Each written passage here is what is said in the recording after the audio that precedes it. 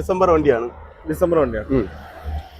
ABS എല്ലാം വരുന്നുണ്ട്. വേറെ ആക്സിഡന്റ് മേജർ ആയിട്ടുള്ള ആക്സിഡന്റ് ഒന്നുമില്ല.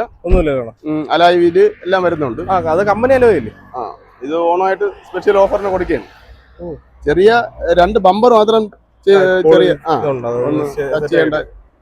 ബോഡിയെല്ലാം ഫുള്ളായിട്ട് കിടക്കുന്നത്. സിംഗിൾ ഓണർഷിപ്പാണ്.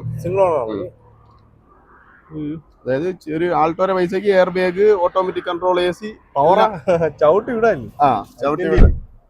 പെട്രോൾ വേരിയന്റിൽ വരുന്നതാണ്.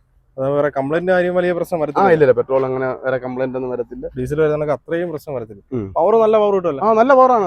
അത്യാവശ്യം മൈലേജ് എത്ര കിട്ടും പെട്രോളിന്? മൈലേജ് എന്തായാലും നമുക്കൊരു 15-നകത്തൊരു മൈലേജ് പ്രതീക്ഷിക്കാം. എത്ര ചോദിക്കുന്നുണ്ടോ വണ്ടി? ഇത് നമുക്ക് 1,66,000 രൂപയ്ക്ക് കൊടുക്കുക. ഒരു ഓൾട്ടോയുടെ പൈസക്ക് കൊടുക്കുകയാണ്. 1,66,000 ഓൺ ഓഫറാണ്. എല്ലാ വണ്ടിക്കും ഓഫർ ഇട്ട് കൊടുക്കുകയാണ്. ഇത് ഫിനാൻസ് കയറാൻ ചാൻസ്? ഫിനാൻസ് കയറും. i20 ഫിനാൻസ് കയറും. എത്ര ഇട്ടാ ഇറക്കാം? ഇതിന് എന്തായാലും നമുക്ക് 1 രൂപ എന്തായാലും കിട്ടും. 1 മേളിലോട്ട് കിട്ടാനേ സാധ്യതയുള്ളൂ. 66 അടച്ചാൽ എയർ ബാഗ് ഉൾപ്പെടെ ഉണ്ട്. അത് steering controls steering controls full ഓപ്ഷനാണ്. ആസ്തയാണ് ഏറ്റവും ടോപ്പിന്റെ വണ്ടിയാണ്.